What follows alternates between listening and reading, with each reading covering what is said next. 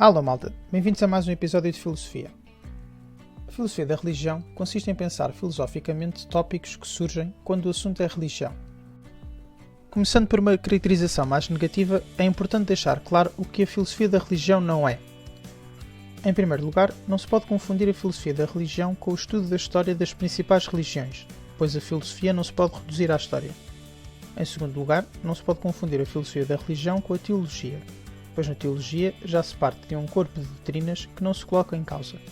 A existência de Deus, a encarnação, a imortalidade da alma, etc.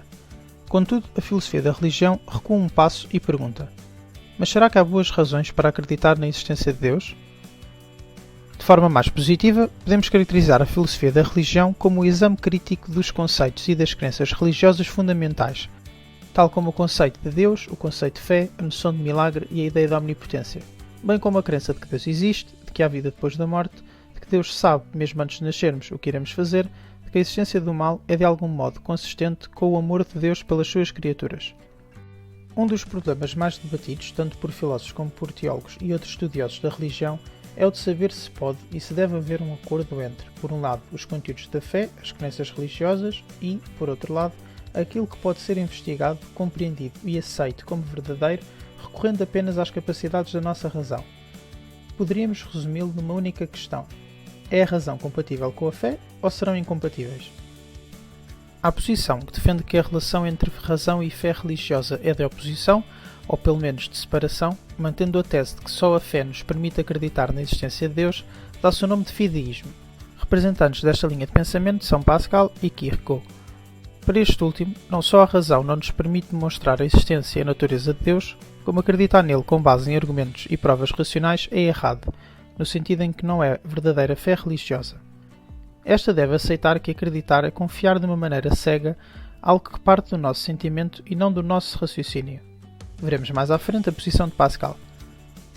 A posição segundo a qual a fé e a razão são incompatíveis e devemos seguir esta última, a razão, que nos mostra que Deus não existe, designa-se ateísmo. Nesta perspectiva, não só a fé religiosa não é justificação para aceitar que algo é um facto, mas as tentativas de demonstrar a existência de Deus falham e há, inclusivamente, argumentos sólidos no sentido que ele não existe. Devemos mencionar, também, o agnosticismo, que corresponde à ideia de que a razão não nos mostrou até agora, ou nunca mostrará, provas suficientes que nos devam levar quer a acreditar que Deus existe, quer a acreditar que ele não existe, pelo que devemos suspender o nosso juízo sobre essa matéria. Podemos ainda pressupor uma compatibilidade entre razão e fé. O fideísmo é frequentemente polémico dentro das próprias religiões modernas. Por exemplo, a religião cristã, que conta com o maior número de crentes, o catolicismo, rejeita claramente o fideísmo, considerando que há uma complementaridade entre fé e razão.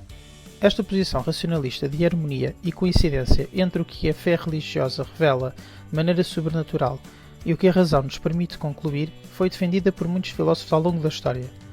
Trata-se, afinal, da posição mais tipicamente filosófica na adesão à religião, uma vez que, se adota o fideísmo, nada há para discutir ou argumentar, pois a razão nada vale nesta matéria.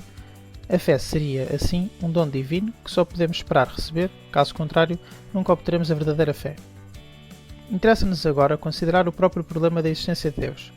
Afinal, podemos realmente argumentar a favor ou contra da existência de Deus? Vários foram os argumentos formulados a favor e contra a existência de Deus. Dos argumentos a favor, abordaremos o argumento cosmológico, o argumento teleológico e o argumento ontológico. Dos argumentos contra, exploraremos aquele que é considerado como que o principal, o argumento do mal. Antes de analisarmos de que trata cada argumento, é importante percebermos que se estão a referir às principais religiões quando se fala de Deus. Tipicamente, quando as principais religiões falam de Deus, estão a referir-se ao Deus teísta. Por Deus teísta, entende-se o Deus com os seguintes predicados: omnipotente, que pode fazer tudo; omnisciente, que sabe tudo; omnipresente, que está em todo o lado ao mesmo tempo; sumamente bom, moralmente perfeito; criador e pessoa, e não uma força da natureza. Tanto o cristianismo como o judaísmo ou o islamismo defendem a existência deste Deus teísta com esses predicados, ainda que lhe deem diferentes nomes.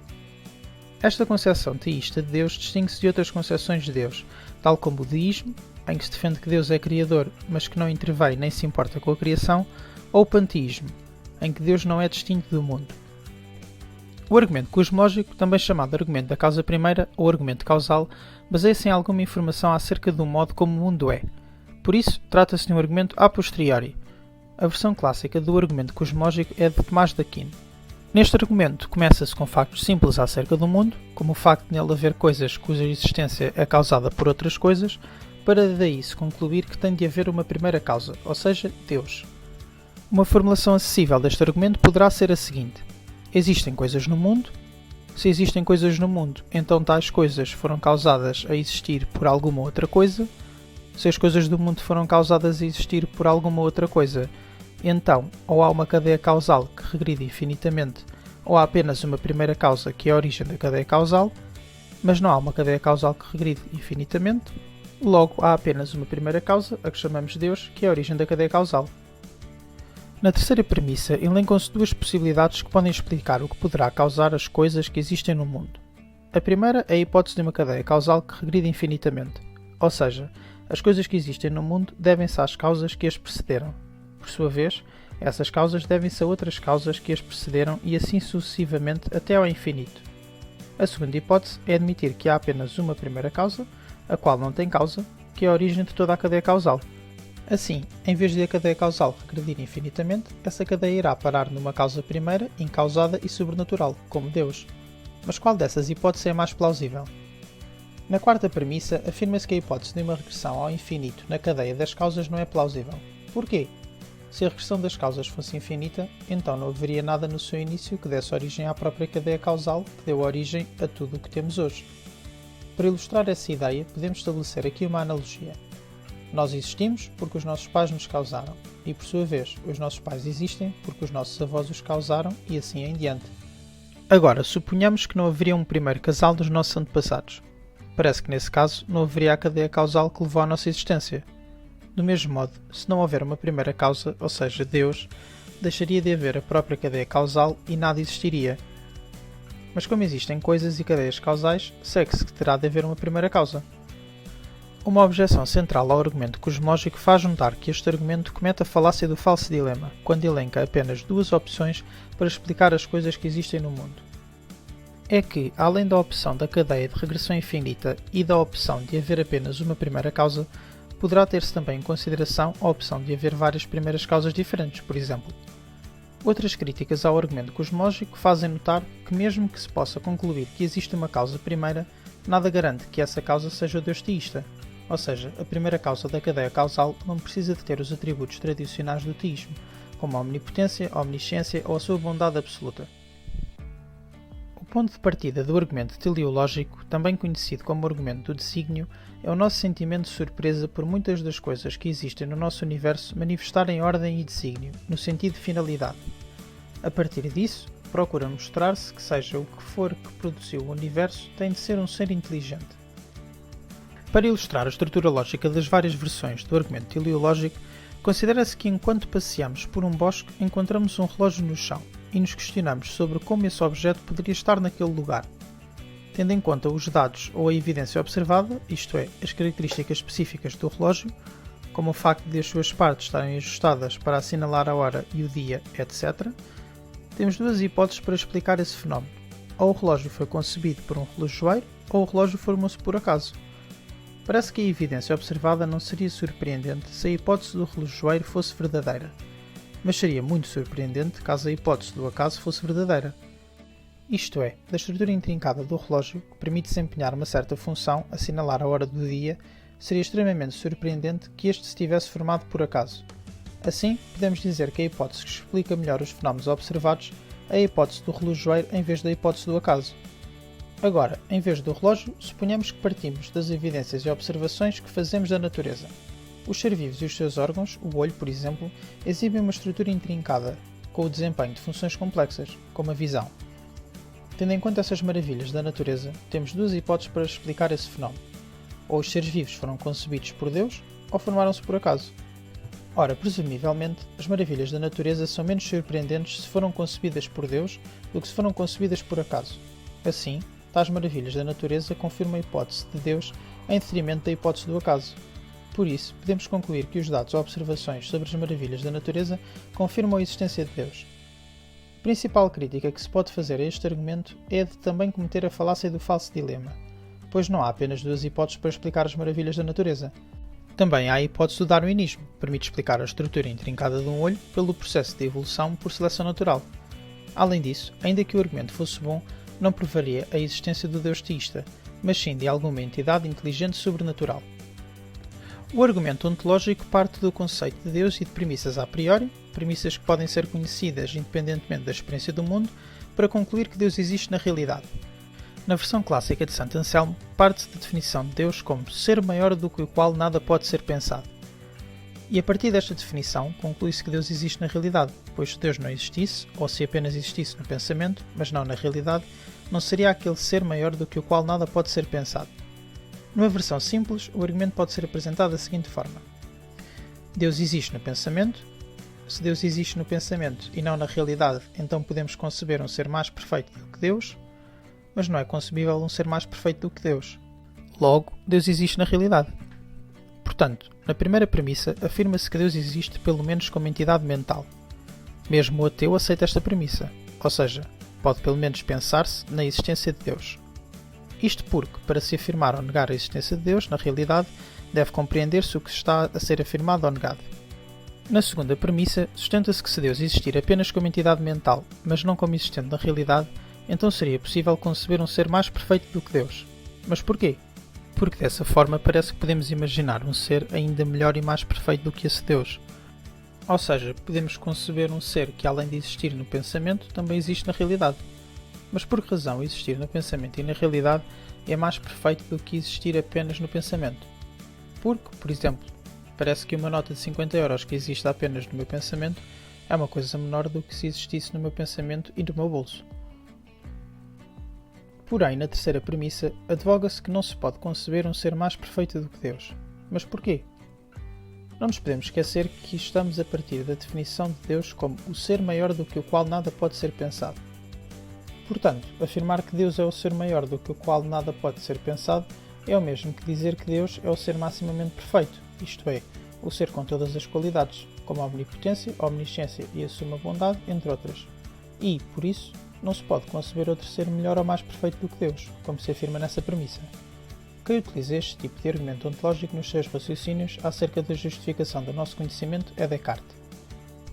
O primeiro problema do argumento ontológico é apresentar uma estrutura lógica que permite provar a existência de coisas que não existem.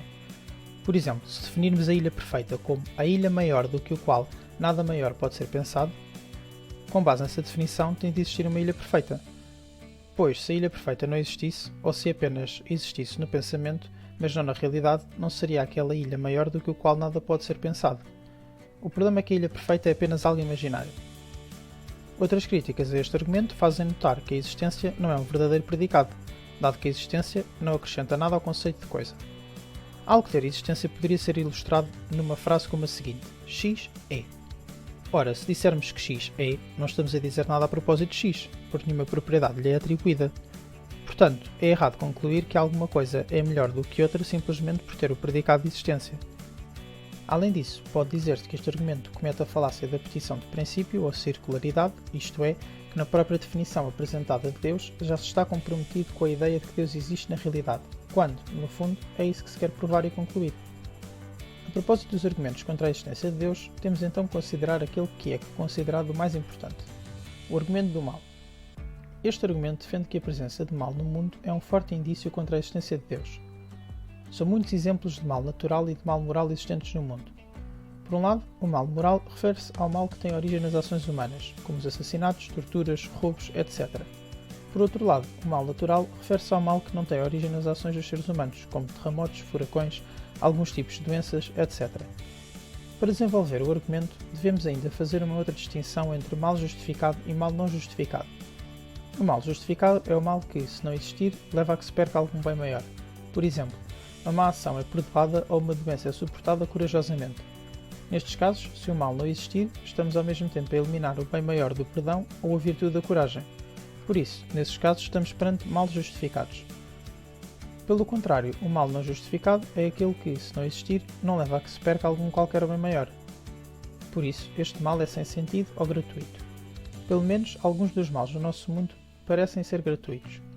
No caso de, por exemplo, um cão vadio ser atingido por um raio e ficar horrivelmente queimado durante 5 dias até finalmente morrer. Como o animal não tem livre-arbítrio, como se supõe no caso dos humanos, não poderíamos imputar-lhe qualquer tipo de responsabilidade pelo sucedido. Porque me permitiria um Deus como o teísta que algo desse género acontecesse, quando poderia facilmente impedi-lo? Pode argumentar-se que a existência de mal gratuito que supostamente encontramos no mundo é muito improvável do ponto de vista do teísmo, que pressupõe uma entidade sobrenatural omnipotente, omnisciente e moralmente perfeita, mas não é improvável do ponto de vista do ateísmo, que pressupõe a não existência de tal entidade.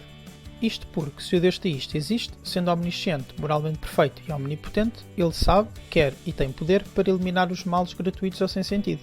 Ora, se parecem continuar a existir males gratuitos, isso parece evidenciar que Deus provavelmente não existe.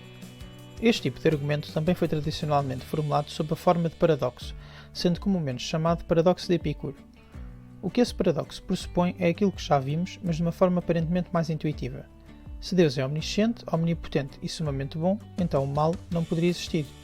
Dado que o mal existe, como já o verificamos, então temos que ou Deus sabe onde encontrar o mal, é omnisciente, quer livrar-se dele, é sumamente bom, mas não tem poder para o fazê-lo, não é omnipotente, ou Deus pode eliminar o mal, é omnipotente, quer livrar-se dele, é sumamente bom, mas não sabe onde encontrá-lo, não é omnisciente, ou Deus pode eliminar o mal, é omnipotente, sabe onde encontrá-lo, é omnisciente, mas não quer fazê-lo, não é sumamente bom. No fundo, este tipo de paradoxo não nos leva a concluir que não existe um ser sobrenatural, ou seja, não prova a inexistência de Deus. Contudo, coloca em causa a concepção teísta de Deus, enquanto ser perfeito, omnisciente, omnipotente e sumamente bom. As críticas que são feitas a este argumento são principalmente duas, a do teísmo cético e a das teodiceias. O teísmo cético tem essa designação porque nega que possamos conhecer as razões que Deus possa ter para fazer algo, caso Deus exista. Pelo facto de nos parecer, de um ponto de vista subjetivo, que existem males gratuitos, não sei que existem realmente, de um ponto de vista objetivo, males gratuitos e injustificáveis. Michael Bergman faz uso da seguinte analogia para ilustrá-lo melhor. Não podemos usar a nossa incapacidade para ver quaisquer insetos na garagem, quando estamos a olhar da rua, para concluir que é improvável que haja insetos na garagem.